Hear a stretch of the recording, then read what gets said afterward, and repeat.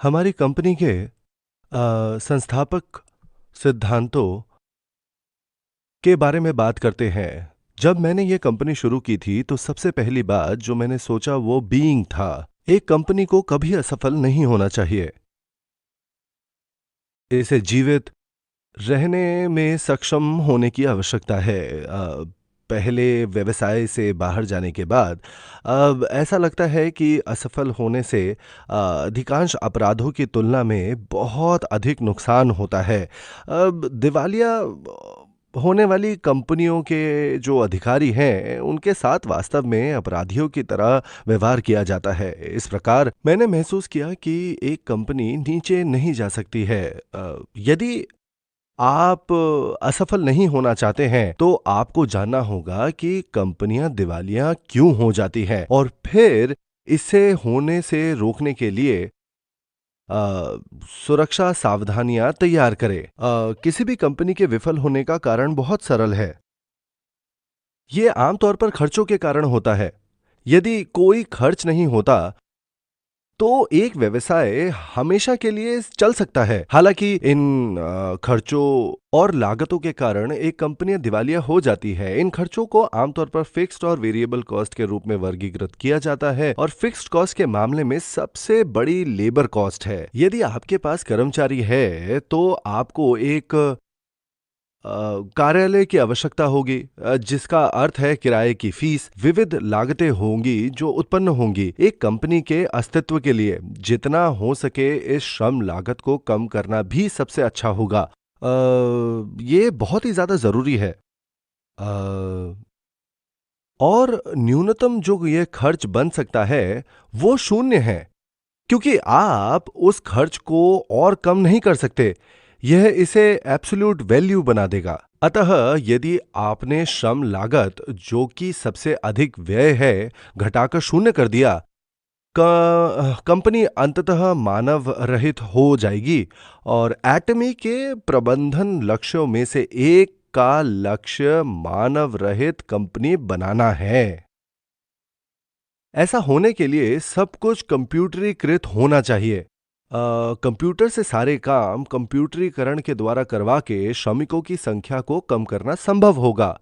जब कोई कंपनी बढ़ती है तो कर्मचारियों की संख्या बढ़ती है और खर्चों में वृद्धि सीधे वृद्धि के समानुपाती होगी। अब किसी समय कंपनी की बिक्री अचानक और तेजी से गिर सकता है।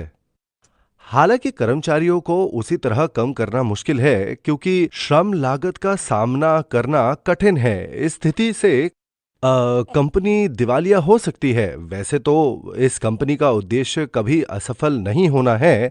जब मैं एक कंपनी के लिए काम कर रहा था, मैंने कारखाने बनाए और विभिन्न कार्य किए जो सफल रहे। फिर मैंने अपनी कंपनी शुरू की जो एक ऑनलाइन शॉपिंग मॉल था। लेकिन अंत में दिवालिया हो गया।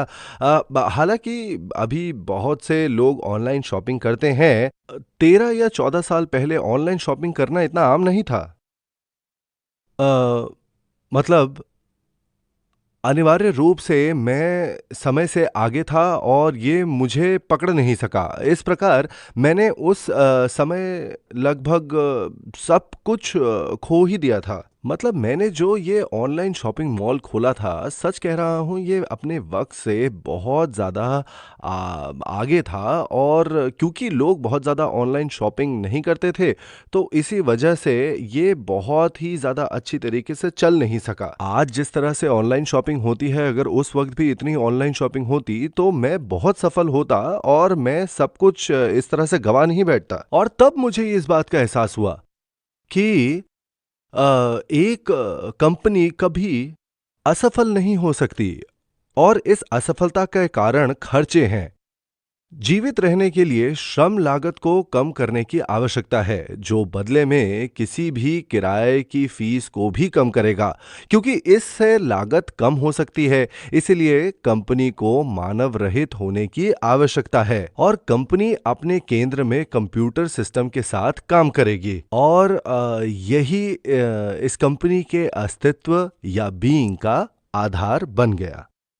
अगला सिद्धांत जो होगा वो है स्पीड। बीइंग के साथ एक कंपनी मौजूद हो सकती है ना? उसके बाद अगला कदम ग्रोथ होगा। दरअसल कंप्यूटरीकरण का संबंध स्पीड की अवधारणा से भी है।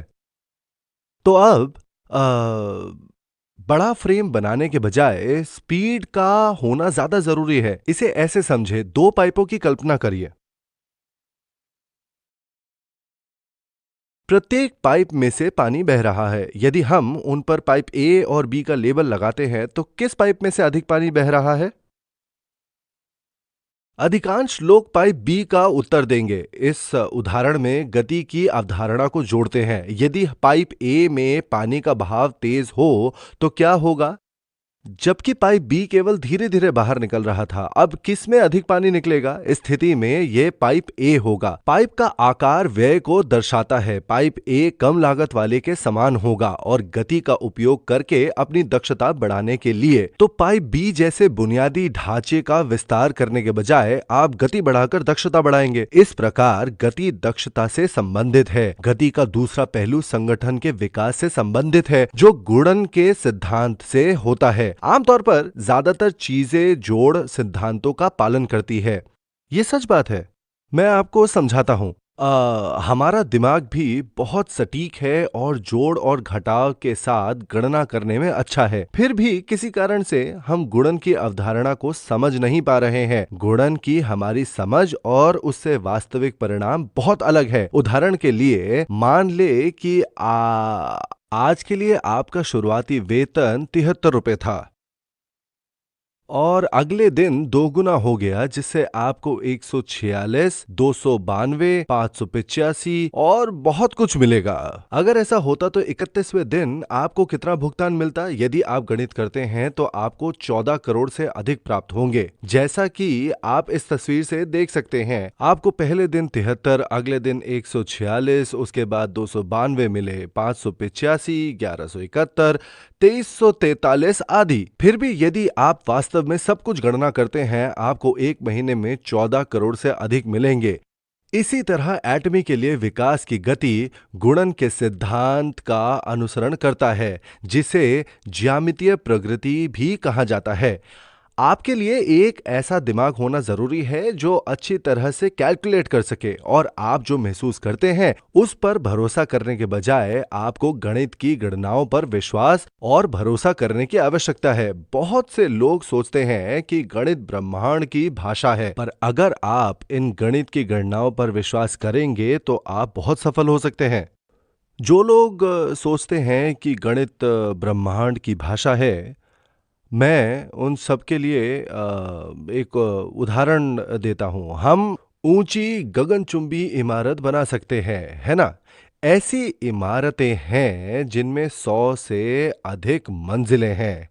हम गणित का उपयोग करके ऐसी चीजें बना सकते हैं। ज्यादातर लोग नींव की पुड़िया देखकर सोचते हैं कि क्या ये बीम 100 मंजिला इमारत के भार का सामना कर सकता है। ये असंभव लग सकता है, लेकिन आर्किटेक्ट सब कुछ गणना करते हैं ताकि नींव की किरणें पूरी इमारत को सहारा दे सके। इसीलिए वे इमारतें अभी भी खड़ी हैं। इसी प्रकार हमारी भावनाएं वास्तविक गणितीय परिणामों से भिन्न हो सकती हैं। जब ये दोनों आपस में टकराते हैं तो आपको संख्याओं पर विश्वास करने की आवश्यकता होती है। आप सोच सकते हैं कि मैं एक महीने में 14 लाख या 36 लाख रुपए कैसे कमा सकता हूं। शायद आपको लगे कि यह असंभव है, हालांकि आपको गणनाओं पर विश्वास करने की आवश्यकता है। और गुणा का सिद्धांत, इस सिद्धांत से हम इतनी तेजी से विकास कर पाते हैं कि भले ही ये अन्य लोगों के लिए कठिन हो। 20 या 30 वर्षों तक काम करते हुए 5 लाख से 7 लाख प्रति माह कमाने के लिए, अब पर एटमी के साथ 5 गुना अर्जित करने में सक्षम हैं आप सब लोग। और 3 से 5 वर्षों में 36 लाख प्रति माह आप कमा सकते हैं। ये गणित के कारण ही संभव है।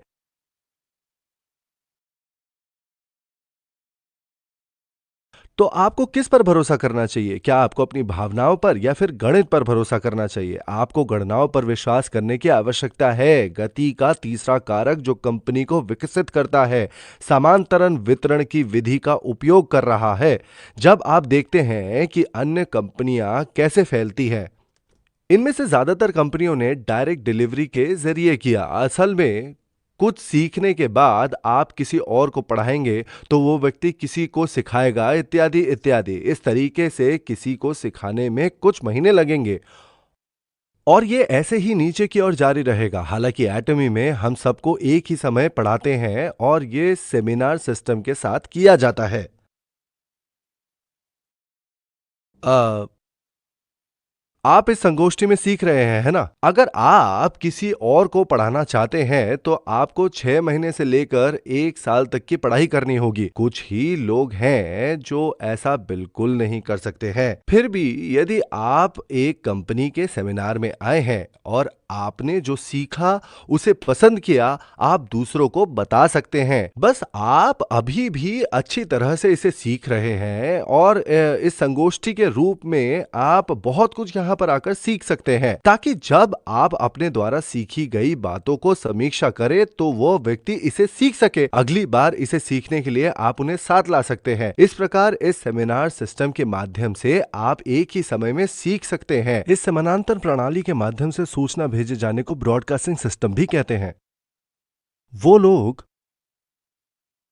अ, जो दूर हैं या जिनके लिए समीक्षा की जरूरत है, इस प्रकार सब कुछ अपने आप समझने के बजाय आप इस ब्रॉडकास्टिंग सिस्टम का उपयोग करने में सक्षम हैं। इस प्रणाली के भीतर हमारे पास वीडियो ऑन डिमांड भी है या वीओडी जिसे हम कहते हैं, और वे वेबसाइट पर पाया जा सकता है। ये वीओडी सीधे आपके स्मार्टफोन में डाउनलोड किया जा सकता है ताकि आप अपने फोन से दूसरों को दिखा सके। विभिन्न प्रकार की उत्कृष्ट सामग्री है। हमारे उत्पाद बहुत अच्छे हैं और कीमतें कम हैं। प्रबंधन दर्शन और कंपनी की मानसिकता के साथ साथ निश्चित है, क्योंकि ऐसे विषय के बारे में बहुत सारी जानकारी है।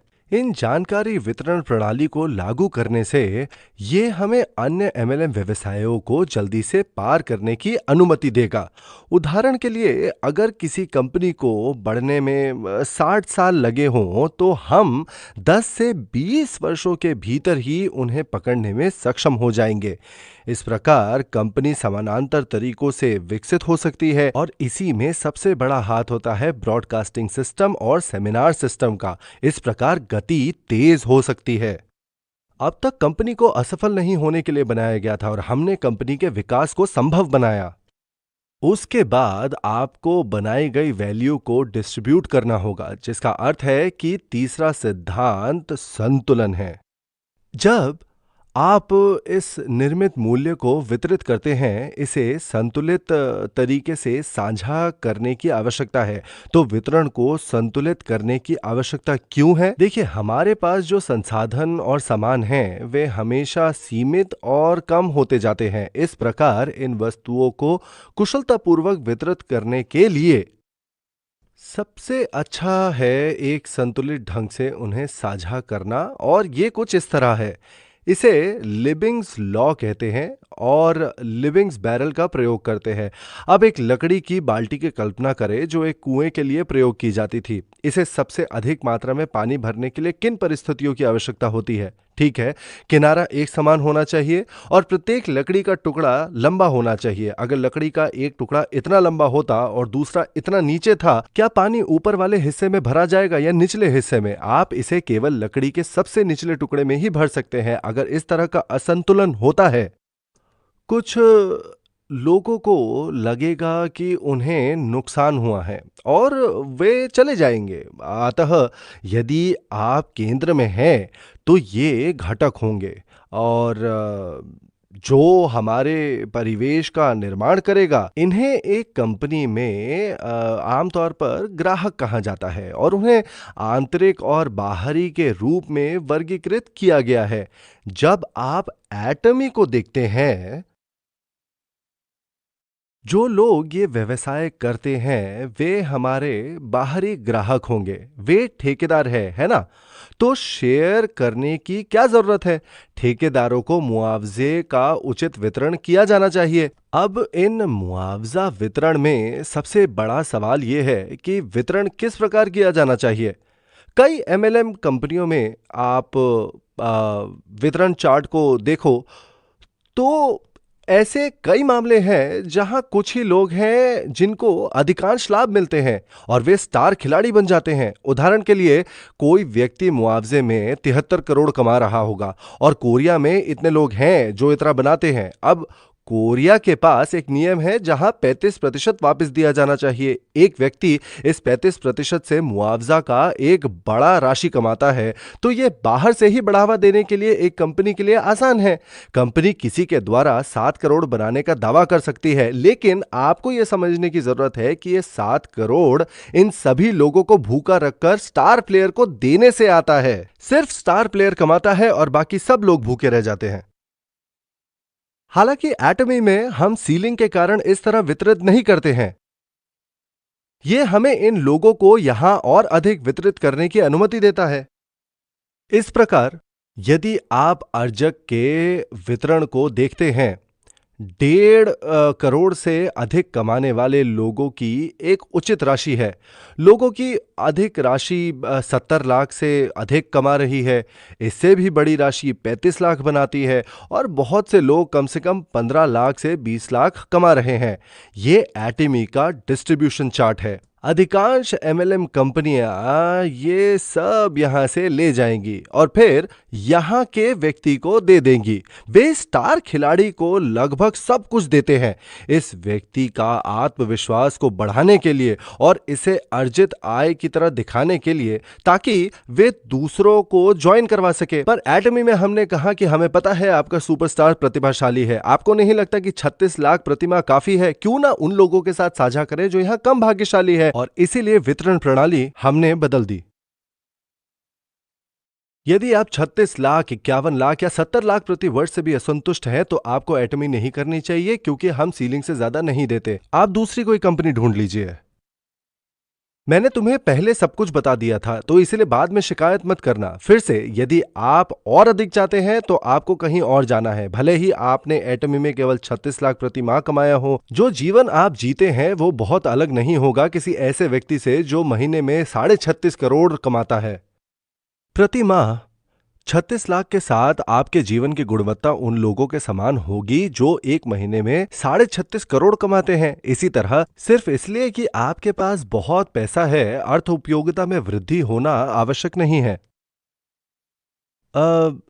Law of diminishing marginal utility में कहा गया है कि बहुत अधिक होने से आप उपयोगिता खो देते हैं। यदि बहुत अधिक होने पर उपयोगिता में कमी आती है, क्यों ना इसे उन जगहों पर बांट दे जहां इसकी जरूरत है और इसे संतुलन बना ले।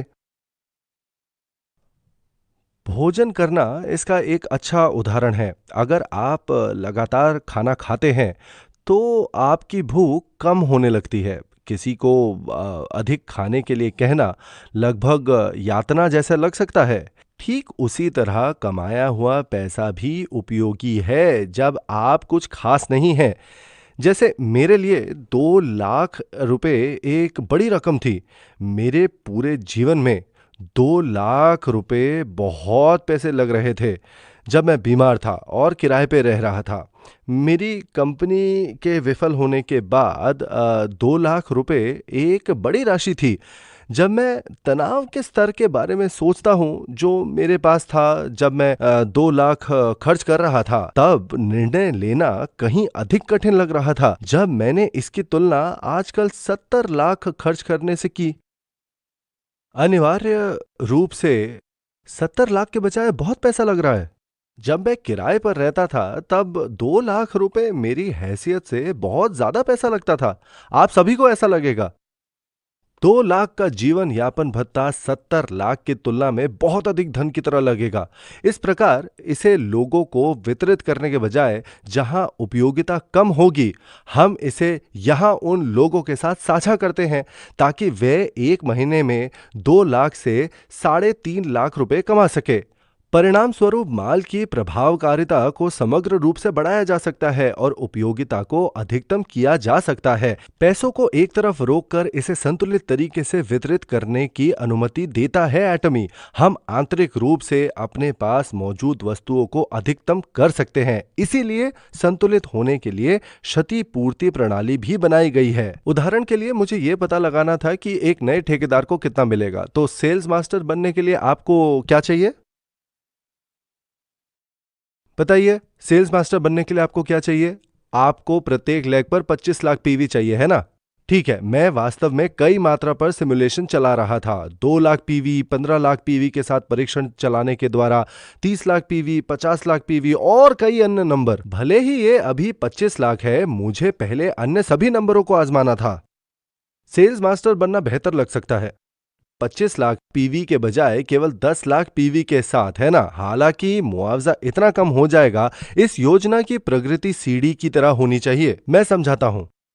यदि सीढ़ियां बहुत ऊंची हैं तो लोग इसे कठिन समझेंगे और हार मान लेंगे। यदि सीढ़ियां बहुत नीचे हैं तो क्या होगा? लोग फिर भी कोशिश नहीं करेंगे क्योंकि उन्हें कुछ हासिल ही नहीं होगा। इस प्रकार चरणों के लिए ऊंचाई में सही आकार प्राप्त करना महत्वपूर्ण है ताकि जब आप ऊपर जाएं तो आप आनंदित हो। यह बिल्कुल सही होना चाहिए ताकि यह आपको कोशिश करने के लिए प्रेरित करे। इस अंक में मनोवैज्ञानिक भाग को भी प्रतिबिंबित करना होता है। जब तक अध्यक्ष या सीईओ ने वास्तव में काम नहीं किया है, आपको यह नंबर नहीं मिलेगा। और मैंने आपको पहले ही बता दिया था कि मैं पहले भी एक ठेकेदार रहा हूं। अपने पिछले अनुभव को आधार बनाकर मैं इन चरणों को बिल्कुल सही आकार में बनाने में सक्षम था। वैसे भी आप इस तरह से आवश्यक संतुलन प्राप्त करते हैं ताकि सभी को वितरण में अपना हिस्सा मिल सके। हालांकि ठेकेदारों को संतुलित मुआवजा मिलता है,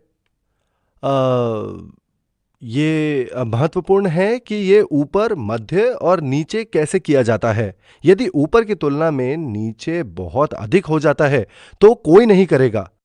यदि ऊपर वाला नीचे से अधिक प्राप्त करता है तो नीचे वालों के लिए कठिन हो जाता है और वे शीर्ष पर पहुंचने से पहले ही छोड़ देते हैं। इन सभी स्थितियों को ध्यान में रखते हुए मैं एक उपयुक्त वितरण बनाने में सक्षम था। ठेकेदारों के बाद हमारे पास उपभोक्ता भी हैं, क्योंकि उन्हें भी बदले में कुछ वापस पाने की जरूरत है। उदाहरण के लिए, अगर हम इसे इतना कम कीमत वाला बना दे तो क्या होगा कि कोई मुआवजा नहीं है। ये अच्छा है या बुरा है? हम इसे ऐसा नहीं बनने दे सकते, है ना? हमारे पास जितने भी उत्पाद है अंततः उपभोक्ता द्वारा खरीदे जाते हैं। एटमी में कीमत तय कर दी गई है। यही तो सबसे जबरदस्त बात है एटमी की। यहां सारे उत्पादों के दाम तय कर दिए गए हैं। यहां उपभोक्ता अभी भी लाभान्वित हो सकते हैं और ठेकेदारों के लिए भी खुदरा मार्जिन जोड़ने के बाद। हालांकि एटमी के 13 लाख सदस्य हैं, अधिकांश लोग केवल उपभोक्ता हैं, वो ठेकेदार नहीं है।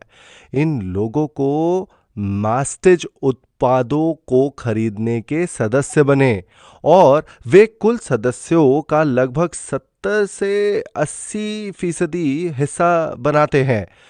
उपभोक्ताओं को भी उचित लाभ मिलता है और इसीलिए उन्हें वितरण का हिस्सा मिलता है। ठेकेदारों को बिक्री का 35% मुआवजे के रूप में प्राप्त होता है। उपभोक्ता कम कीमत पर बढ़िया उत्पाद खरीद सकते हैं। इस प्रकार हम उनके साथ भी लाभ साझा करते हैं। ऐसे निर्माता भी हैं जिनके साथ हम काम करते हैं और हमें उनके साथ लाभ भी बांटना होगा। अगर किसी वितरक के पास तलवार है और निर्माताओं से सब कुछ ले लिया, ये कंपनी टिक नहीं पाएगी। इस तरह आप इन निर्माताओं को अनुमति नहीं दे सकते, या तो कीमत के लिए अनावश्यक खर्च जोड़ने के लिए। अतः हम इन निर्माताओं से बहुत अधिक नहीं ले सकते। इस प्रकार संतुलित वितरण को उन तक भी विस्तारित करने की आवश्यकता है। अब जब कोई वस्तु काम में आ जाए, ये प्रेरणा का कारण बनता है। विभिन्न अतिरिक्त कार्यों के लिए, और हमें इसे वापस अपने पास लाना है फीडबैक के रूप में बड़े लाभ के साथ। अ, कई अन्य संस्थाएं हैं, जैसे वितरण कंपनियां जो हमारे साथ काम करके पैसा कमाते हैं। ये भी उन लोगों के साथ शेयर लाभ के लिए महत्वपूर्ण है। एक बार जब सब कुछ संतुलित तरीके से वितरित हो जाता है, हर कोई संतुष्ट हो जाता है, जिससे हम सभी को अधिक मेहनत करनी पड़ती है। परिणाम स्वरूप हम अधिक अतिरिक्त मूल्य बनाते हैं, जिसे फिर से वितरित किया जा सकता है। जब हम संतुलन की बात करते हैं, आर्थिक गतिविधि अतिरिक्त मूल्य बनाती है, जो तब वितरित हो जाती है। यदि इसे दो प्रमुख डोमेन में विभाजित किया जाता है, और बीइंग अवस्था में आने के बाद हम स्पीड की अवधारणा का उपयोग करेंगे विस्फोटक रूप से अतिरिक्त मूल्य बनाने के लिए, और फिर संतुलित वितरण के माध्यम से कंपनी के स्थायित्व की रक्षा करेंगे। इस माध्यम से एक प्रेरक चिंगारी प्रज्वलित किया जाएगा, जो अधिक अतिरिक्त मूल्य बनाने के लिए ड्राइव को सक्रिय करेगा। इसीलिए कोई भी नहीं रहता है क्योंकि उन्हें बहुत अधिक मिलता है, और ना तो लोग जा रहे हैं क्योंकि उन्हें बहुत कम मिल रहा है। कंपनी के प्रबंधन करने वाले अध्यक्ष के बारे में क्या मुझे वितरण का हिस्सा मिलना चाहिए या नहीं? मुझे कुछ नहीं लेना चाहिए? तब मैं ऐसा नहीं करना चाहता। राशि का बहुत होना जरूरी नहीं है, लेकिन इसे रोचक बनाने के लिए पर्याप्त होना चाहिए, है ना? सिर्फ इसलिए कि लोग कहते हैं कि बहुत कुछ पाना सही है, इसका मतलब ये नहीं है कि आपको इसे बिना सीमा के खर्च करना चाहिए। उस पैसे को दूसरी बार बांटना चाहिए। उदाहरण के लिए विकलांगों के लिए उपस्थित होना संभव नहीं है ना? हालांकि 20 साल से कम उम्र के लोग व्यवसाय नहीं कर सकते हैं। उनमें से कुछ को अपने परिवार का भरण पोषण करना पड़ता है। ऐसे लोग हैं जो वरिष्ठ नागरिक हैं, जो उन्नत वर्षों के कारण उपस्थित नहीं हो सकते हैं। एक अलग वितरण प्रणाली आवश्यक है उन लोगों के लिए जो इस व्यवस्था में हिस्सा नहीं ले सकते। एटमी एक कंपनी के रूप में उस प्रणाली का एक हिस्सा होगी।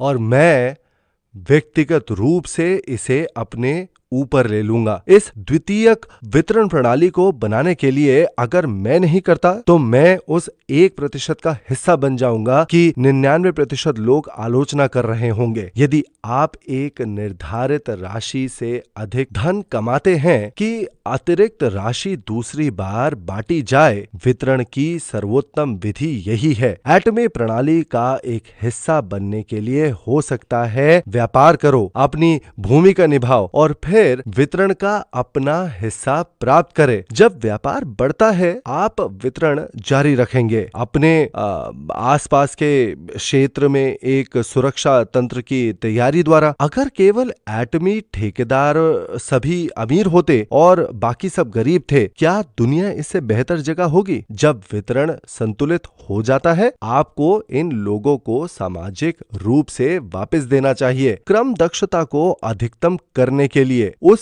समय से हर कोई आगे बढ़ सकेगा। फिर भी अगर ये असंतुलित हो और कोई बहुत ज्यादा ले ले, तो क्या होगा? उदाहरण के लिए, एक ठेकेदार था जो इतना शक्तिशाली था कि उस व्यक्ति ने अपने लिए बहुत अधिक धन ले लिया। तो यह कैसे किया गया? ठीक है। ठेकेदार संघ आपूर्ति वितरण के अधिकारों की मांग करेगा, और ये कि यदि ना मिले तो वे कहीं और चले जाएंगे। अतः कार्यपालिका इसे एसोसिएशन को देगी। अब चूंकि आप 35% से अधिक कमीशन प्राप्त नहीं कर सकते हैं, वे एक और कंपनी बनाएंगे जिससे डिलीवरी होनी है। ये उन तरीकों में से एक है जो ठेकेदार अधिक धन प्राप्त करने के लिए उपयोग करते हैं। मैं जानता हूं कि ये किस कंपनी ने किया है। ये नहीं होना चाहिए। अनिवार्य रूप से एटमी के अध्यक्ष भी ऐसा नहीं कर सकते हैं, है ना? जैसे ही उत्पाद डिलीवर होते हैं, मैं दूसरी कंपनी बन सकता हूं ताकि मैं अपने लिए अधिक लाभ कमा सकूं। हालांकि ये कुछ ऐसा है जो कभी नहीं करना चाहिए। कभी नहीं। मेरे निकट का एक व्यक्ति ऐसा करना चाहता था। उसने कहा, चिंता मत करो, मैं ये सब नहीं लूंगा, मैं इसे तुम्हारे साथ बांट दूंगा। आइए हम एक ऐसी कंपनी बनाते हैं जिसे डिलीवरी से पहले माल को गुजरना होगा। वह ऐसा करना चाहता था और इसने हमारी दोस्ती को तोड़ दिया। मैंने उससे ना कहा और उसने कहा कि मैं बदल गया हूं। उसने आगे कहा, उत्पाद कभी भी वितरित किए जाएंगे, कुछ और पैसे लेने और उसे बांटने में क्या हर्ज है? आप इतने अच्छे मौके को हाथ से क्यों गंवा रहे हैं? क्या मेरी तबीयत खराब हो गई थी? नहीं, मैंने नहीं किया। इसके बजाय हमारी दोस्ती और खराब हो गई। तो मैंने उससे कहा, यदि तुमने ऐसा किया तो क्या तुम समझते हो कि मेरा भाई कुछ नहीं करेगा? मेरे चाचा या मेरी भतीजी और मेरे भतीजे के बारे में क्या? सिर्फ मेरे रिश्तेदार ही नहीं बल्कि सभी एक इसका हिस्सा बनने के लिए कहेंगे। हम किसी को बाहर नहीं छोड़ सकते। यदि मैंने ऐसा किया तो हम शायद मित्र बने रहे, पर मेरे चारों ओर के सब लोग मुझे अपना शत्रु बना लेंगे। इसीलिए आपको ऐसा कुछ नहीं करना चाहिए। ऐसे ठेकेदार हैं जिन्हें नए उत्पाद मिलते हैं, बस इतना है कि वे इसके बीच में थोड़ा लाभ मार्जिन प्राप्त कर सकते हैं। तभी यदि तूने ऐसा किया तो जो काम करने योग्य है वे भी नहीं होंगे। इस प्रकार मैं इसका हिस्सा नहीं बनना चाहता और मैं कभी भी ऐसे उत्पाद का चयन नहीं करूंगा जो इस प्रणाली का हिस्सा हो। चीजें जिनकी कोई आधिकारिक भूमिका नहीं है या कोई अतिरिक्त मूल्य बनाए, उसको पूरी तरह से रोका जाना चाहिए और उसका संतुलित विधि से वितरण होना चाहिए। दक्षता को केवल अधिकतम किया जा सकता है जब लोग अपनी अपनी भूमिका में हों और जो कुछ वे करते हैं उसके लिए उन्हें सही रकम मिलती है। मैं उसी नोट पर अपनी बात समाप्त करूंगा। सुनने के लिए बहुत बहुत धन्यवाद।